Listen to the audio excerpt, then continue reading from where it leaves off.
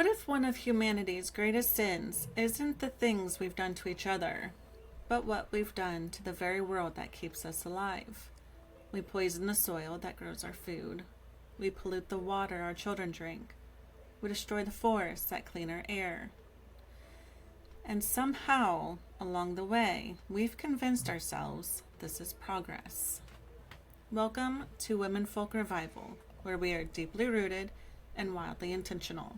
I'm Maggie. And I'm Meara.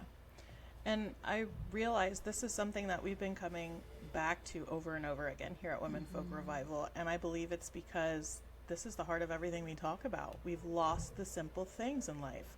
We've lost the slower rhythms that humans were meant to live by. And we've somehow convinced ourselves that faster is better, more is better, convenience is always better.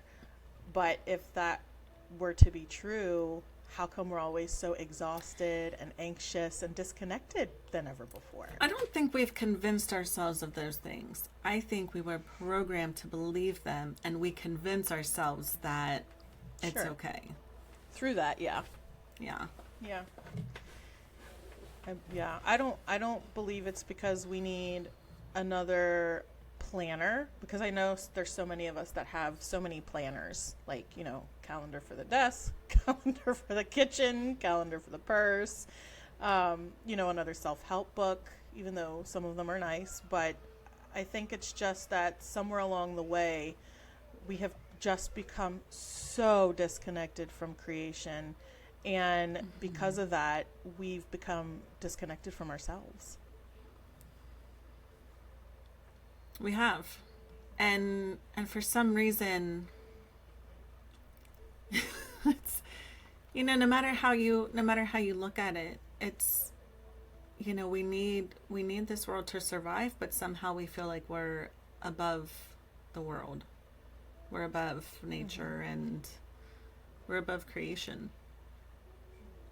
Yeah, and we're most definitely not. I mean, think about your average day. How much of your day is spent under this artificial light? I mean, now we've been changing our light bulbs from LED. How much of it is looking at the screen and rushing from one place to another, taking your kids to school, and then immediately after school you have to rush from work to get them to here and to there, and now you're eating in the car and you're checking another notification on your phone, and then you have to answer your email that you just got pinged on, and trying to squeeze one more thing into the day, just trying to do it all. And then we wonder why we're so overwhelmed and why our minds never have that ability to slow down. And that's when we become anxious, and then we start to feel like, well, something more is missing. And what's missing isn't another solution. It's just something that we've forgotten. Slowing down And living in the natural world. The world that we were created from, that we were given to be a part of and to tend. It's mind-boggling to me. So I've always searched for truth, and eventually I found myself. I grew up in a Catholic household. But I eventually found myself almost teetering on atheism, right? I was so wrapped up in evolution. I knew everything about it, everything about space, and I was becoming so consumed with it. And I'm just thinking, in that mindset, how can we, like all these other things are living. We need the planet to survive. Whether there's another one out there, who knows? And who knows if we would even find it in time, and if we could get there in time. And but then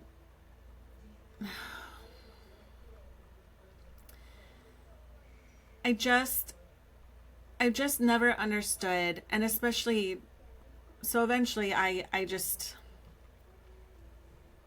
speaking on faith and all of that, I finally got to a point where I was just so overwhelmed, and I was almost heartbroken, giving up on the idea of finding God, because I've been searching for him forever. And I kind of just stepped away from it all. And then somehow along the way of that, I did find him, and I started finding my truth, and I started seeing all these holes in societal living and in, what science was telling us, about evolution and about, what's going on in space and what space is. And it didn't make me less concerned about the environment. It made me more concerned about the environment, because this is the very creation that our Creator created. This is what He created. The trees and the mountains, the sun, the moon, the clouds, weather, nature. Yeah. And then He gave it to us to tend to. Why is it not more important to everybody? Yeah. When you consider that, the majority of the world does believe in creation of some sort. And a big portion of those people do believe in, the same Creator. Why are we not more worried about the condition of the environment? Yeah. Set aside from the fact that we need it to survive, Yeah. this, if God is the most important things in our lives, why is His creation not equally as important? Yeah. Why am I a joke for being concerned about, pollution and taking care of, keeping our yard wild so wild things can live and flourish? I just don't, man. I understand where you're coming from, and I feel like we're kind of talking about two things and bringing it together as one. I'm going to kind of start on my end, where I grew up in a non-denominational household. My mother always said there is a Creator, and we always prayed to the Creator. My father's family was Protestant, and my mom's family was, or is rather, Catholic. And so I went to Jewish Community Center for preschool, so I learned what Judaism was. I went to Catholic school in grade school where we went, and I learned Catholicism. And then in high school, I just, I always felt a connection to our Creator. I just, different things for different people, and I practiced Hindu and Buddhism and then Islam and all of that stuff. And like you said, we all believe in that one Creator, right? So I see it from different eyes, but it makes sense what you're saying. It is all one part. And somewhere along the way, we stopped seeing creation as something that we belong to, and we started treating it like something that exists only to serve us. Like you were saying, the soil became a product, the forest became lumber, the animals became just numbers, and even our own time became something that we had to maximize instead of something that we just simply cherish. And I'm not saying this from a place of judgment, because I've lived it. I still sometimes rush through meals. I've spent too much time looking at screens instead of watching my children discover new things outside in the backyard. I believe that being busy meant that I was being productive, and I think we've all been there. Yeah, I think so too. And I'm not judging it either. Because I still, again, I buy things from Amazon quite a bit. Is that what our Creator intended? No. Is it right? Is it good for our environment? No. Maybe in a weird way it's a little bit better, because I'm not out driving to all these different places when this guy is already out delivering to thousands of people around me. He's dropping stuff off for me instead. So you can look at it different ways. And I'm not here to say in that aspect what we should be doing and not doing. But we can all make changes that, that that do help, and that, I don't know. I mean, thinking of the earth is resilient, right? We can do our damage. The earth will bounce back, maybe to an extent. You know, maybe our creator decides, okay, this is enough. And then he decides that this realm of being is going to end because we've just become so destructive. But a single oak tree can feed thousands of different insects and animals, and one patch of native flowers can help butterflies, thrive instead of become endangered and extinct. You can stop spraying your yards, and just let nature do her thing. You can keep areas in your yard. We have them all over. They're wild areas, and there's so much life in them. And we have so many species here that are rarely found in Ohio anymore. Just in our little, just our little 2 acres right here. So there's things that we can do to help, preserve that and help God's creation and tend to it like we are meant to, while still being part of this, the world that we're living in. This is the world, yes. Yeah, I noticed lately, since I've returned more to the simple things, how quiet I feel in my my head and my heart space. That might sound kind of like what to some people, but it's true. I just feel more at peace. The more I'm starting to bake and grow herbs and just spend time outside and listening to my birds. I love listening to birds. The more I realize that this is how we were always meant to be. Creation is not asking us to hurry. Like I said in our last episodes, the trees aren't rushing, flowers aren't competing, and the seasons aren't forcing themselves ahead of time. But everything has its own rhythm, and us humans, we've lost that rhythm. We've completely stepped outside of that. But women in general have always been very close to the earth. Historically, women were often the gardeners and the herbalists and water gatherers, and they foraged for food. And I feel like when women lose their relationship with creation, then families do too. And soon after, the whole of society. I think that,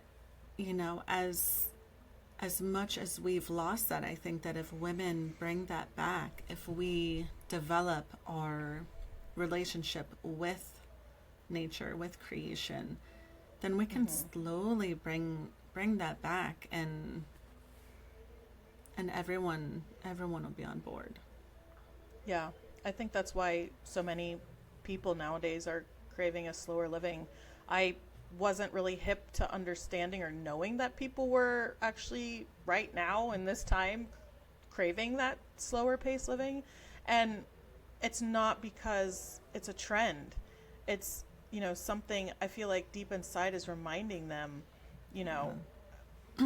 even if we can't explain it, our hearts just recognize truth when they experience it. So if, they're just feeling a certain sort of, it's that innate feeling, I guess, and I don't think healing always begins with some huge life change. Sometimes it just starts with, opening up a window with that breeze, or drinking tea outside and realizing, or like you said earlier, before we got on this episode, you were talking about how you felt kind of out of touch, and then just one song came on when you were outside from here, and it just kind of pulled you back in.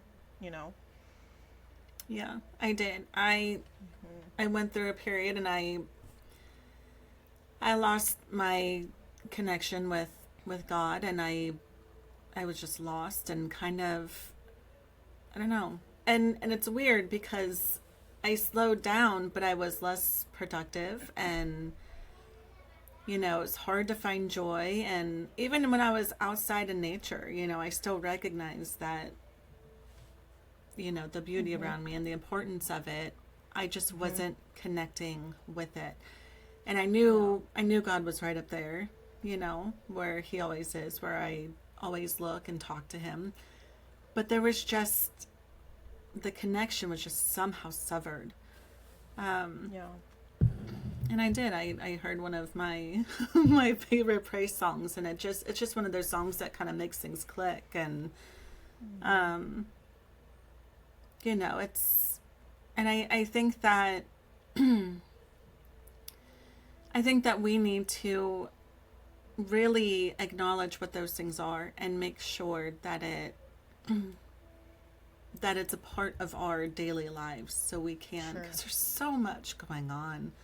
There's so much in this world going on. No matter how intentional you are, it's still easy to lose your way. It's a constant thing that you need to work on, and anything that you can have to remind you of that and to keep you on that path, keep close by.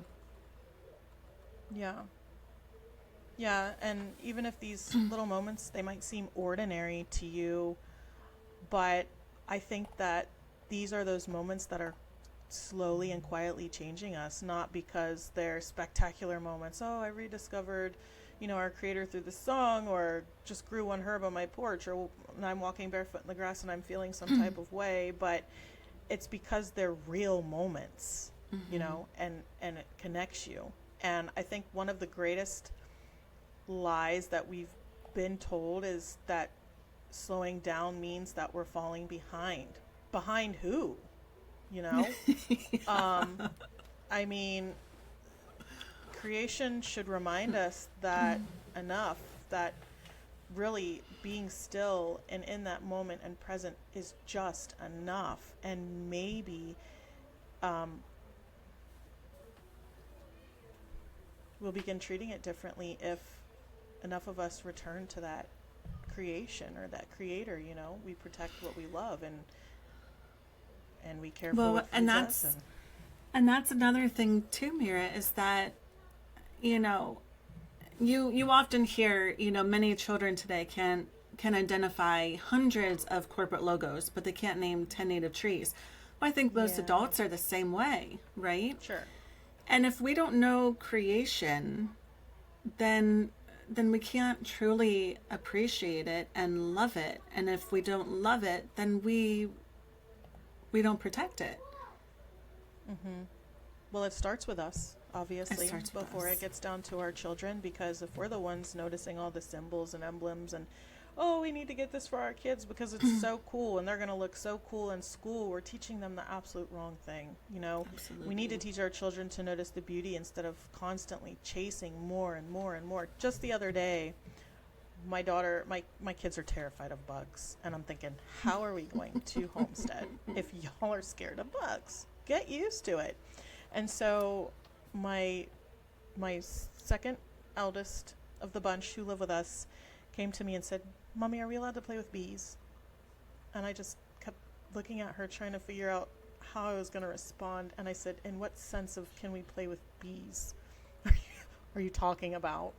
And she was like, well, they're all out there playing with bees. And Ruby's like, I'm not playing with the bee. I'm trying to help it. I guess it was like on the floor and ground, and she wanted it to be able to see that it was like okay and be able to help it fly. And I'm like, well, let's not mess with it because we don't want it to sting you and then it really will die. But so I noticed them more all coming up to me and going, oh, look, I have a cricket on my hand. And it's just being in that moment with them of, oh my gosh, just last week, if you saw a cricket, you were in the basement taking shelter.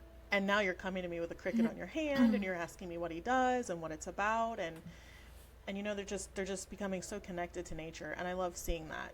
I love seeing that. I'd rather my kids do this and learn these things than wanting the new latest Nike shoe, because what is a Nike shoe going to teach them? How to walk, how to look, so all you're doing with Nike shoes is just buying an overpriced product that some poor child made in some third world country, and you're putting them on your feet and severing your connection from the earth. Creator. Yeah, we don't even wear shoes. I actually have a post on our Facebook. Go ahead. Go ahead. I was just gonna say I have a post on our Facebook page where my second to last stepped on a bee, third to last stepped on a bee, and she was like, ow, ow, ow, and then like she got all hysterical, and we came in the house and we calmed down, and I put some tea tree oil on it as an antiseptic, and then I went outside and I got a basil leaf and I kind of rubbed it to get the oils, and then we wrapped it around her toe, and I have a picture of it on her toe. It helps with pain. Okay. And a few minutes later, we were still panicking, and I'm like, okay, well, you know how we're so quick to medicine? I was like, all right, I'll give you some Tylenol, Genexa. We get the stuff without the junk in it. So I gave her just a little bit of Tylenol. I'm like, see if this helps. And she's like, oh, yeah. Like, as soon as she took it, she's like, I feel better. And I'm like, I think you were already feeling better. I think that she just kind of had that, concept. So we're kind of trying to slowly move over to the next time. Let's just try give her, this. And, I don't know, give her some like honey water or something. Be like, okay, here's your medicine. I could do that. Yeah, I could do that. Because it's the whole, placebo effect, or whatever it's called. It is. But she loved that little wrap on her toe. She had it on the whole day. I'm like, maybe we should take this off now. She's like, no, it's helping my foot. So teaching them how to use things that are natural. And, of course, now she goes out with socks and shoes on because she's scared.